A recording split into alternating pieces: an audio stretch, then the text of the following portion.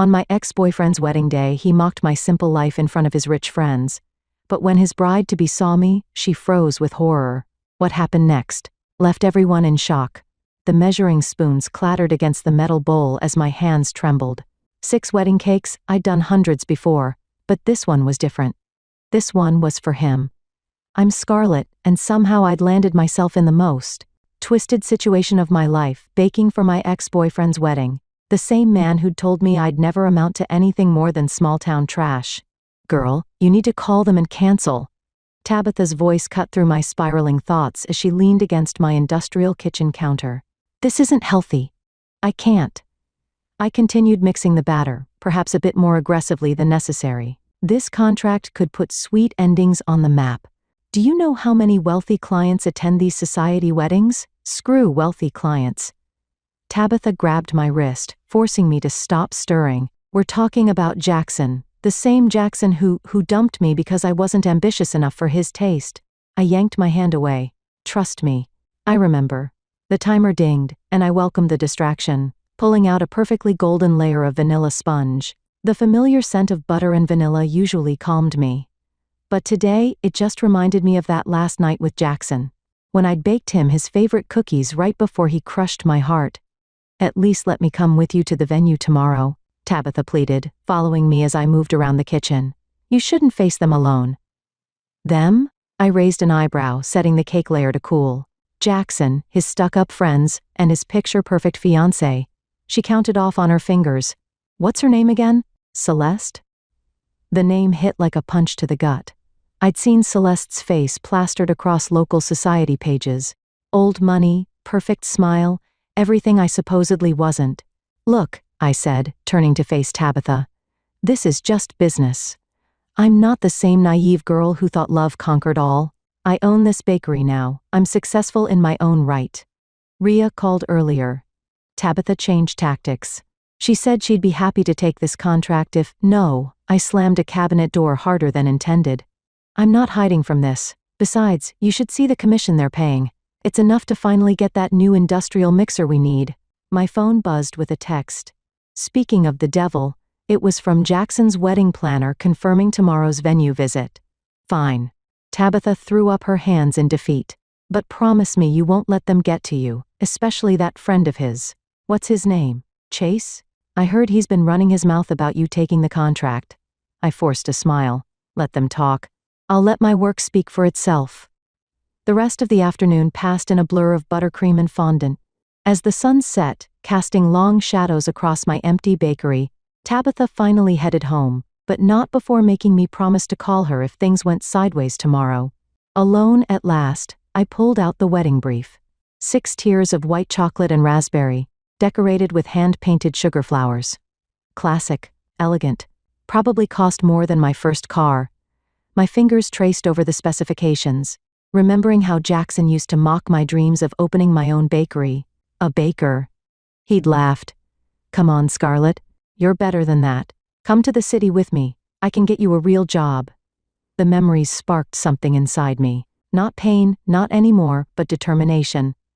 I grabbed my phone and dialed Rhea. Hey, I know it's late, but I need a favor. Remember those sugar flowers you're so amazing at? Think you could help me create something spectacular tomorrow? I want to show these people what small-town trash can really do. Her enthusiastic response made me smile for the first time that day. Tomorrow, I'd walk into that venue with my head held high. Let them whisper. Let them judge. I had nothing to prove to Jackson or his wealthy friends anymore, but I had everything to prove to myself. As I locked up the bakery, the streetlights flickering to life around me, I couldn't shake the feeling that this wedding would change everything. I just didn't know how right I was. Looking up at the fading sunset, I made myself a promise. By the time this wedding was over, they'd never forget the small-town baker they'd underestimated. I just had no idea then that revenge would taste sweeter than any cake I'd ever baked. The Griffin estate loomed before me, all marble columns and manicured lawns. I gripped my portfolio tighter, forcing myself to breathe as I navigated my beat-up Honda through a sea of luxury vehicles. Well, if it isn't the little baker girl. Chase's voice dripped with condescension as I stepped out of my car. He stood with a group of Jackson's friends near the entrance, champagne flutes in hand despite the early hour. I straightened my blazer, silently thanking Tabitha for insisting I dress rich people fancy today. Good morning, Chase. Still day drinking at 10 a.m. I see. Some things never change. His smile tightened as a few of his companions poorly concealed their snickers.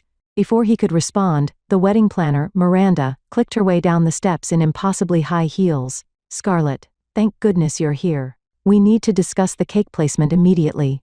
She grabbed my arm, steering me away from Chase's group. Don't mind them, darling, they're just here for the pre-wedding brunch. Inside, the mansion buzzed with activity. Staff members darted around with flowers and fabric swatches, transforming the already opulent space into something even more extravagant. The cake will go here. Miranda gestured to an elaborate display area. We're thinking of a spotlight effect to really make it pop. Perfect. I opened my portfolio showing her the sketches Rhea and I had worked on last night. I was thinking we could incorporate these hand-painted sugar flowers cascading down. Oh my God. Is that Scarlett Young? I froze.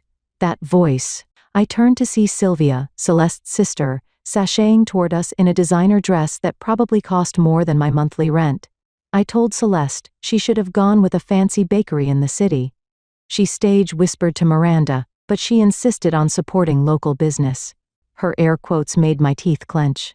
Your sister has excellent taste, I replied smoothly. My sugar flowers won the regional pastry competition last spring. How quaint. Sylvia picked up my portfolio, flipping through it with exaggerated disinterest. But can you handle something of this scale? This isn't exactly a small-town birthday party. I assure you, I started, but was cut off by new voices entering the room. The flowers should be roses, Jackson. I don't care what your mother says about lilies. My heart stopped. Jackson and Celeste walked in arm, the perfect society couple. He looked exactly the same. Maybe a bit more polished, but still devastatingly handsome until he opened his mouth. Scarlett. His surprise quickly morphed into that familiar smirk. I didn't think you'd actually come. I'm professional enough to separate business from pleasure, I said, taking my portfolio back from Sylvia, or lack thereof. Celeste's eyes darted between us, her perfect smile never wavering. So, you're the famous baker everyone's been talking about. Your portfolio is impressive. Something in her tone made me look closer. Behind that society smile, I caught a flash of something: recognition, understanding. Before I could analyze it further, Chase sauntered in. Hey Jackson, remember when Scarlett used to talk about opening a cute little cupcake shop? He laughed, draping an arm over Jackson's shoulder. Look at her now, living the dream. Actually, I cut in, pulling up photos on my tablet. Sweet Endings was just featured in Wedding Style magazine. These are from the governor's daughter's wedding last month. The room fell silent as they looked at the photos. Even Sylvia's perfectly maintained eyebrows rose slightly. Well, Miranda clapped her hands, breaking the tension. We should discuss the delivery schedule. Scarlett, if you'll follow me. As we walked away, I heard Chase mutter, still can't believe they hired the help to cater. I stopped dead in my tracks, turning slowly. You know what, Chase? You're right. I am the help, and I'm damn proud of it. Because while you're still living off Daddy's money, I built something of my own. Now if you'll excuse me, I have a wedding cake to design. The silence that followed me out was sweeter than any frosting I'd ever made. But it was Celeste's expression that stuck with me. That quick flash of what looked almost like admiration. Miranda led me to a private room to discuss details, but my mind was racing. Something felt off about this whole situation. The way Celeste had looked at me, the tension in the room that went beyond mere social awkwardness. Scarlett? Miranda's voice snapped me back about the delivery schedule. Right, I said, pulling out my calendar. Let's make sure everything is perfect for the big day. Perfect, I thought, or perfectly devastating. Either way, I had a feeling this wedding was going to be one for the books. 2 weeks before the wedding, I was back at the Griffin estate, setting up a tasting session. My hands moved with practiced precision as I arranged cake samples on delicate china plates, each one a testament to years of perfecting my craft. Still playing with sugar and flour, I see. I didn't need to turn around to know it was Jackson. His cologne, still the same expensive brand, filled the empty dining room. Some of us actually enjoy our work, I said, continuing to arrange the plates. Though I suppose that's hard to understand when you're just managing Daddy's hedge fund. He moved closer, examining the display. You know, I always thought you'd grow out of this phase, come to your senses. You mean become the trophy wife you wanted? I finally turned to face him. Sorry to disappoint, that's not. He ran a hand through his perfectly styled hair. I wanted more for you, Scarlett. This town, this life, it's so small. Small? I gestured to the cake samples. The governor's daughter didn't think so. Neither did the mayor's son or that tech billionaire who flew me to California last month. His eyes narrowed. Since when do you travel for work, have high-profile clients? Sorry. I forgot to update you on my career moves after you dumped me. The door opened, and Miranda bustled in with her clipboard. Everything ready. The family will be here in 5 minutes. Perfect timing, a voice said behind her. Celeste stood in the doorway looking immaculate in a cream-colored suit. Her eyes locked onto mine with an intensity that seemed out of place for a simple cake tasting. Jackson, darling, she said, not breaking eye contact with me. Your mother's on the phone. Something about the seating arrangement. He hesitated, looking between us before leaving. The moment he was gone, Celeste's perfect posture slumped slightly. Miranda, she said, could you give us a moment? After Miranda left, Celeste approached the display, picking up a fork. You made these yourself? Every layer. I watched her carefully. Is there a problem? No, she said, sampling the lemon cake. They're excellent, just like the ones you used to make for the homeless shelter on 5th Street. My hand froze mid-arrangement. How did I volunteered there, she said quietly. 3 years ago, before my family. She trailed off, her perfectly manicured nails tapping against the china, before things changed. Before I could respond, the doors burst open. Chase and Sylvia entered, followed by several other members of the wedding party. Oh, good cake. Chase grabbed a fork. Let's see if small-town baker can compete with Chase. Celeste cut him off sharply. Show some respect. Scarlett's work is exceptional. The room fell silent. Chase's fork stopped midway to his mouth. In fact, Celeste continued, I'd love to discuss some special requests with you, Scarlett, privately. Perhaps tomorrow? Sylvia's eyes narrowed. Celeste, we have the final dress fitting tomorrow. I'll reschedule. Celeste handed me a business card. My private number's on the back. Call me in the morning. The tasting continued in a blur of compliments and critiques, but my mind was elsewhere. Something was happening beneath the surface. Something in Celeste's eyes when she mentioned the shelter. As I packed up my supplies later, Jackson reappeared. Whatever game you're playing, he said, leaning against the door frame. It won't work. Game. I closed my cake carrier with a snap. I'm just doing my job. Celeste is naive. She doesn't know you like I do. I straightened up, meeting his gaze. No, she doesn't know me like you do. She seems to know me better. His jaw tightened. Just remember your place, Scarlett. You're the help, nothing more. My place? I stepped closer. My place is wherever I damn well choose it to be. And right now, it's making your wedding cake. Unless you'd like to explain to your society friends why you fired the baker featured in Wedding Style. He opened his mouth, then closed it again. That's what I thought. I gathered my things and headed for the door, pausing beside him. Oh, and Jackson, the lemon cake you just praised? It's the same recipe you called amateur 5 years ago. Funny how money changes people's taste buds. I left him standing there, but my confidence wavered once I reached my car. Celeste's business card burned in my pocket like a live coal. Tomorrow's meeting could change everything. I just wasn't sure if it would be for better or worse. As I drove home, my phone buzzed with a text from Tabitha. How'd it go? I pulled over and stared at the message, then at Celeste's card. After a long moment, I typed back, You're not going to believe what just happened. The coffee shop Celeste chose was on the outskirts of town. No chance of running into her usual crowd here. She sat in a corner booth, her designer clothes standing out against the worn leather seats. You're probably wondering why I asked you here, she said, as I slid into the seat across from her. The thought crossed my mind. I wrapped my hands around my coffee mug along with why the bride is having secret meetings with her fiancé's ex. Celeste leaned forward, her voice dropping. What do you know about my family's business?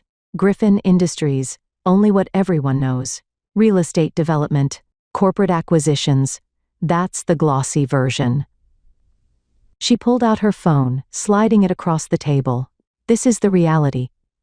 I looked at the screen. Documents, photographs, spreadsheets. I don't understand. Keep scrolling. With each swipe, my stomach turned.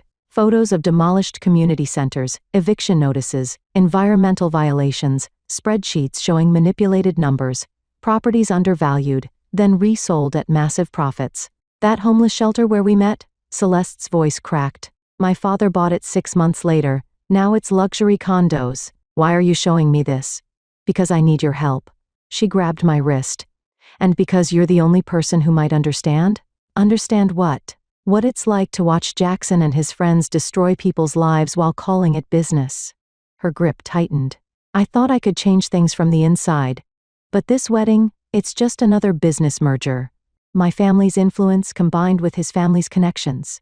The bell above the door chimed. We both jumped as Rhea walked in, stopping short when she saw us. Scarlet. She looked between us, confusion clear on her face. Rhea, I stood quickly. I'm just having a meeting about the wedding cake. Right. She didn't look convinced. I'll see you at the bakery later. After she left, Celeste relaxed slightly. Can we trust her? With sugar flowers? Absolutely. With this? I gestured to her phone. I don't know yet, but what exactly are you proposing? I have access to more documents, proof of everything they've done, but I need someone on the outside, someone they won't suspect. She smiled grimly. Someone they've already underestimated. You want to expose them right before your wedding, during it. Her eyes gleamed. When everyone who matters is there to witness it. I sat back, mind racing. This is crazy. You're talking about taking down your own family. They stopped being family when they started destroying other families for profit. She pulled out another phone, a burner, I realized. I've been gathering evidence for months, but I need help getting it to the right people at the right time. And you think the bitter ex-girlfriend is your best choice? I think the successful businesswoman who built herself up from nothing is my best choice. She leaned forward again. They never saw you coming, Scarlett. Just like they never saw me coming. My coffee had gone cold. If we do this, there's no going back. You know that, right? I stopped being able to go back the day I found out what they did to that shelter. She pulled out a USB drive. Everything's here, take it. Look through it. If you're in, text this number. As she stood to leave, I grabbed her arm. Why now? Why not expose them some other way? Because they're about to close their biggest deal yet, right after the wedding. A development project that will displace hundreds of families. She slipped on her sunglasses. We have 2 weeks to stop it. After she left, I sat there holding the USB drive, feeling its weight in my palm. My phone buzzed, a text from Rhea. Everything okay? That looked intense. I stared at the message, then at the drive. Finally, I typed back, Can you come over tonight? I need your help with something, but you have to promise to keep it quiet. Of course. Should I bring wine? Bring the whole bottle. We're going to need it. I tucked the drive into my pocket and headed for the door. The same barista who had served us watched me leave. And I wondered briefly if Celeste had chosen this place because it was scheduled for renovation soon. Outside, the summer sun beat down on the cracked parking lot. My phone buzzed again. Jackson this time. Probably with some passive-aggressive comment about the cake flavors. I declined the call. For years, I'd thought karma would catch up with him naturally. Now I had the chance to give it a helping hand. The question was, could I handle the consequences? As I drove back to the bakery, I remembered something my grandmother used to say. Sometimes the right thing and the hard thing are the same thing. I pulled out the burner phone Celeste had slipped me and typed, I'm in. Let's make this wedding one they'll never forget. Holy shit, Rhea whispered, staring at my laptop screen. Holy actual shit. We sat in my apartment above the bakery, surrounded by empty wine glasses and printouts of Celeste's documents. The USB drive had contained even more damning evidence than I'd expected. Look at this one.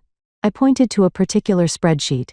They bought the community center for pennies on the dollar after spreading rumors about drug activity in the area, which they started. Rhea added, shuffling through papers by paying people to hang around outside. That's diabolical. My burner phone buzzed. Celeste's message read, Tomorrow, dress fitting. Back entrance of boutique at 2. Are you sure about this? Rhea asked, watching me type a response. If they catch you, the bell downstairs chimed. Someone entering the bakery after hours. We froze. We're closed, I called out, quickly gathering the papers. It's me. Tabitha's voice carried up the stairs, and you better have a good explanation for why you're not answering your regular phone. I opened the door to find her holding a pizza box and wearing her urine trouble face. okay? She said, taking in the scene. Papers everywhere, Rhea looking guilty. Multiple phones on the table. What are you two up to? Close the door, I said. As we filled her in, Tabitha's expression shifted from concern to shock to something like grim determination. So let me get this straight, she said, pacing. You're going to help the bride expose her family's corruption at her own wedding, which you're catering? That's the plan. Girl, she stopped pacing. This isn't just karma anymore. This is some Ocean's 11 level stuff. I know it's risky. Risky? Rhea cut in. Scarlett, these people destroyed entire communities.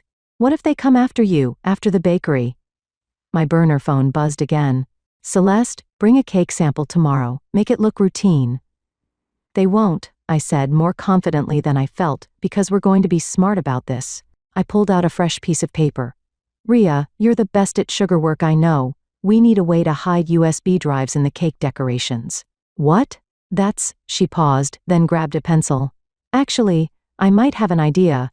Those sugar flowers we were planning, we could hollow out the centers. Perfect. I turned to Tabitha. And I need you to do some digging. You're a paralegal.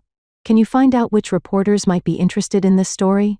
Already thinking of 3 who'd kill for this scoop. She pulled out her phone. But we need to be careful how we approach them. We worked late into the night, planning every detail. Rhea sketched designs for hollow sugar flowers, while Tabitha compiled a list of contacts. I practiced my cake presentation for tomorrow, making sure everything looked perfectly normal. At midnight, my regular phone rang. Jackson, should I answer it? I asked. Put it on speaker, Tabitha said. Scarlett. His voice filled the room. We need to talk about the cake design. Some of the elements seem inappropriate for an event of this caliber. The design Celeste approved yesterday. I kept my voice neutral. The one Miranda praised. Things have changed. I'm sending you new specifications. Any changes need to come through the wedding planner? I said, reciting standard policy. You understand, of course. Everything needs to be properly documented. A pause. Right. Of course. He hung up. He knows something's up, Rhea said. No. Tabitha corrected. He suspects something's up, but his ego won't let him believe his small-town ex could possibly be a threat. My burner phone buzzed one last time. Celeste, be careful tomorrow. Sylvia's getting suspicious. I looked at my friends, then at the evidence scattered around us. Last chance to back out. This could get ugly. Rhea stood up, gathering the sketches. I'll start on those sugar flowers first thing tomorrow. I'll make those calls, Tabitha added, grabbing her coat. Just promise me you'll be careful tomorrow. After they left, I stood at my window, looking down at the quiet street below. The bakery sign cast a soft glow on the sidewalk, sweet endings in elegant script. My phone buzzed one final time, a text from an unknown number. Watch your back, baker girl. Something should stay buried. I took a screenshot and sent it to both Rhea and Tabitha, then typed out a message on the burner phone to Celeste. Game on, see you tomorrow. Looking at the scattered papers, I realized there was no turning back now. Tomorrow would set everything in motion. I just hoped we were ready for whatever came next. I picked up a photo from the pile, the demolished homeless shelter. Sometimes revenge isn't just about getting even. Sometimes it's about making things right. 3 days before the wedding, everything went sideways. I was in the bakery kitchen with Rhea, carefully assembling the hollow sugar flowers, when Sylvia burst through the door unannounced. Well. She stalked around the workspace, perfectly manicured nails trailing along the counter. Quite the operation you have here. Rhea's hands trembled slightly as she continued working on a delicate rose petal. I stepped forward, blocking Sylvia's view of our work. This is a restricted area, I said firmly. Health code regulations. Oh, please. Sylvia pulled out her phone, showing me a photo. My heart stopped. It was me and Celeste at the coffee shop. Want to explain this? Discussing cake details with the bride. I kept my voice steady. That's literally my job. In some dive across town, she swiped to another photo. Celeste passing me the USB drive. Try again. The kitchen door swung open again. Celeste walked in, still in her wedding dress from the final fitting. Sylvia. Her voice was ice. What are you doing here? Protecting our family. Sylvia turned to her sister. Did you really think I wouldn't figure it out? The secret meetings, the mysterious phone calls. Get out, Celeste said. No. Sylvia stepped closer. You're about to marry into one of the most powerful families in the state. I won't let you ruin everything because of some misplaced guilt over a few necessary business decisions. Necessary? Celeste laughed bitterly. Was it necessary to bribe health inspectors to shut down that daycare center? Necessary to forge documents about asbestos in the senior living facility? Rhea dropped a sugar flower, the delicate petals shattering on the floor. You should leave, I told her quietly. She nodded, gathering her things quickly. Once she was gone, Sylvia's perfectly composed mask cracked. You ungrateful little. Careful, I cut in. You're not the only one with photos. I pulled out my phone, showing her the screenshots of threatening texts I'd received.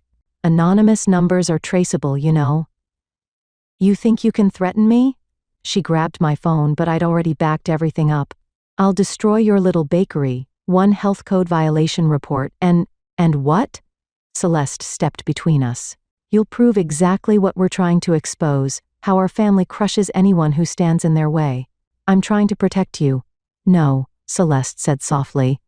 You're trying to protect yourself, your lifestyle, your reputation. If you do this, Sylvia's voice shook. There's no going back, no trust fund, no family connections, nothing. I know. Celeste smiled sadly. That's the point. The kitchen door opened again. This time it was Jackson. Everything okay in here? He looked between us. I heard raised voices. Everything's fine, Sylvia said smoothly. Just a small disagreement about flower placement. Jackson's eyes narrowed on the cake that's not even assembled yet. Jackson, Celeste touched his arm. Could you give us a minute? Sister stuff. After he left, Sylvia turned to me. You have 24 hours to back out. After that, she let the threat hang in the air. Or what? I stepped closer. You'll do to me what you did to everyone else who got in your way. Go ahead. Some things are worth losing everything for. She stormed out, the door slamming behind her. The moment she was gone, Celeste sagged against the counter. She'll tell them everything, she whispered. No, I said, pulling out my phone to text Tabitha. She won't, because that would mean admitting she knew about it all along. She's as guilty as they are. My phone buzzed. Rhea, I'm so sorry. Should I come back? Not today, I typed back. But be ready for tomorrow. Everything's moving up. Celeste watched me text. The reporters. Tabitha's contact is ready the moment we give the signal.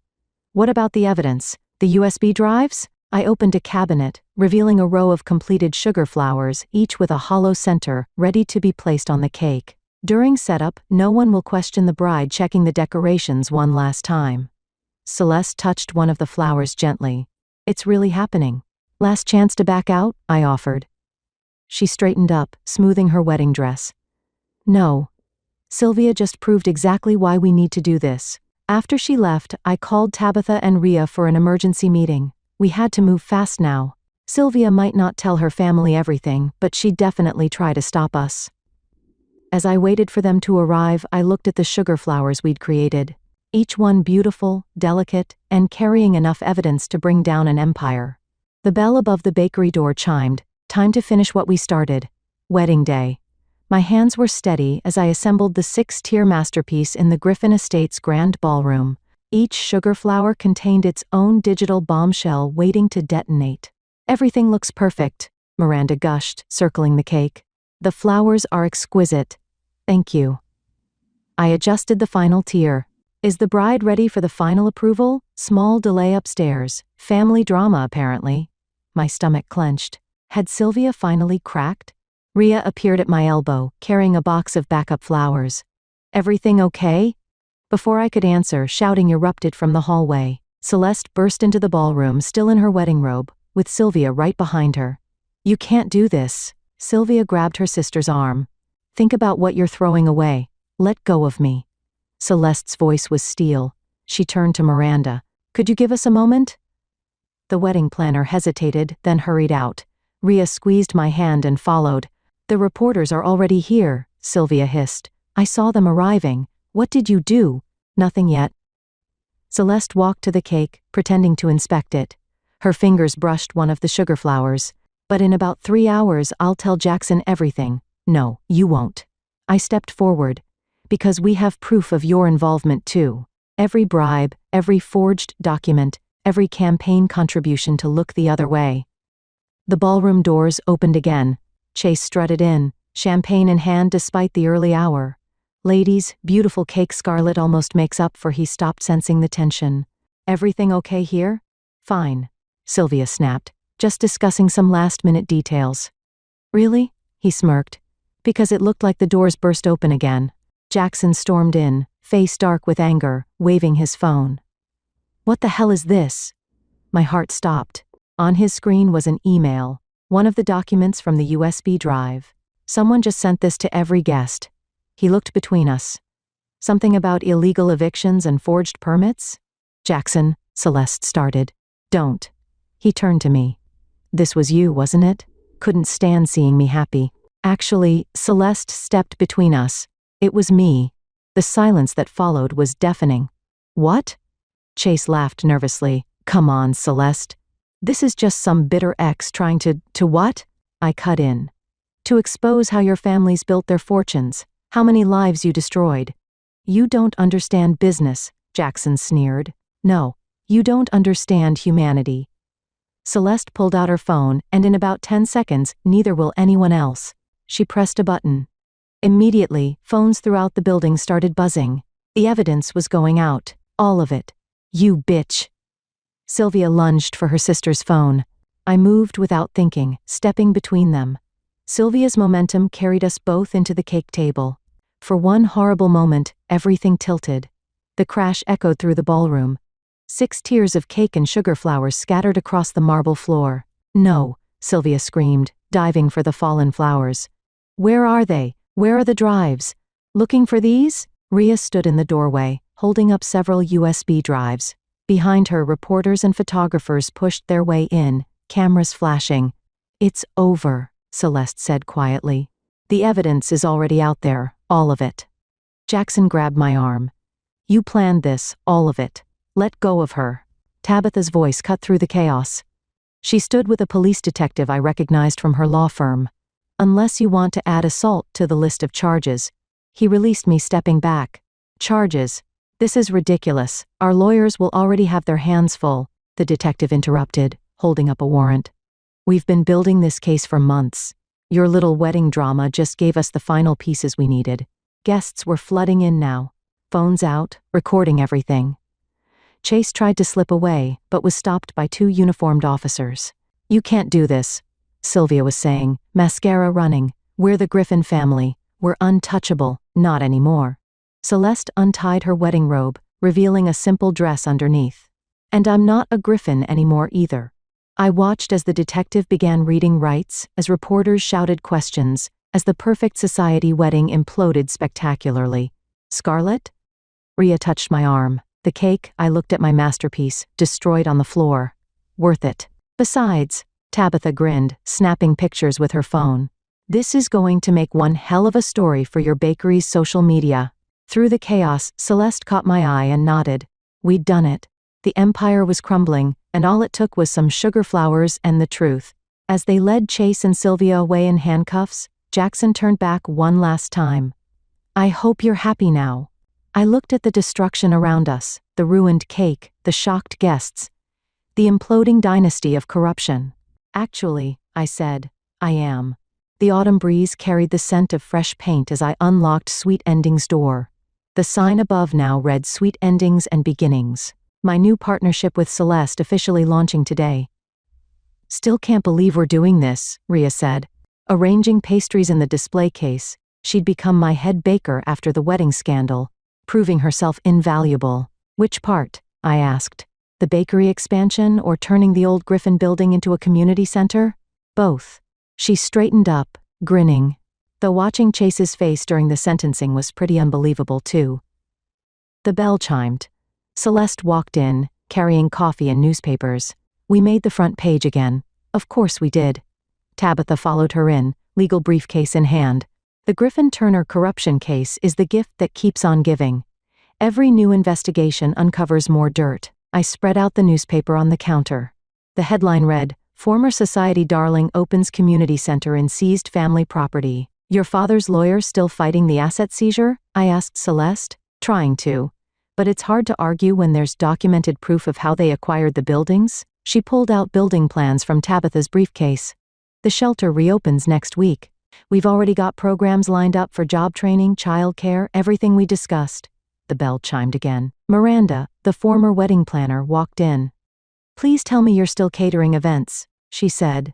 I have 3 clients who specifically requested the bakery that took down the Griffins. We're expanding that side of the business too, I said, sharing a look with Celeste, though maybe with less drama this time. Speak for yourself. Rhea pointed through the window. Jackson was walking up to the door. We all tensed, but Tabitha just smiled. Don't worry, he can't come within 100 feet of any of you. Court orders are beautiful things. He stood outside, staring through the glass. I met his gaze steadily. Finally, he dropped an envelope in our mailbox and walked away. I'll get it, Tabitha said, returning with the envelope. It's a check for the ruined wedding cake. Little late for that, Rhea snorted. Donate it to the center, I said. Turning back to the building plans, we've got real work to do. The day flew by in a blur of customers, many asking about the story behind our new partnership. Each time, Celeste told it proudly, how exposing corruption led to redemption. How a ruined wedding cake created something sweeter than revenge. As evening approached, we gathered in the kitchen for our traditional end-of-day coffee. Remember when you thought you were just catering a wedding? Tabitha teased. Remember when you thought small-town life was beneath you? I shot back at Celeste, who had traded her designer clothes for flour-dusted aprons. Best mistake I never made, she said, raising her coffee cup too. Sweet endings and sweeter beginnings, Rhea added. The door chimed one last time. A young woman entered, clutching a newspaper. Are you the ones? She asked. The ones who exposed everything? We nodded. My family, we lost our home to Griffin Industries last year. But now, with the investigations, she wiped her eyes. We're getting it back, all the families are. Celeste stepped forward, taking the woman's hands. Come to the center next week. We're helping families navigate the restitution process. After she left, we stood in comfortable silence. You know, Rhea said, we never did figure out who sent that first email to the wedding guests. Tabitha smiled mysteriously. Sometimes karma needs a little push. My phone buzzed. Another interview request about the scandal. I declined it. Ready to lock up? I asked. Almost. Celeste pulled out a small box. Inside was a sugar flower, perfectly crafted. Rhea helped me make it. Thought we could keep one as a reminder. Of what? How to crash a wedding spectacularly. Of how sometimes the sweetest revenge is living well and doing good. We locked up together, the setting sun casting long shadows through our new sign. Outside, the old Griffin building was being transformed. Its imposing facade softened by community artwork and welcome banners. Same time tomorrow? Rhea asked. Wouldn't miss it, I said. As they left, I looked at our reflection in the bakery window. Not just a small-town baker anymore, but someone who'd helped change things for the better. The sugar flower sat in its box, a reminder that the most beautiful things can hide the most powerful truths. I turned off the lights and stepped outside. Tomorrow would bring more work, more challenges, more chances to make things right. But for now, standing in front of my bakery, our bakery, I felt something sweeter than revenge could ever be. I felt peace,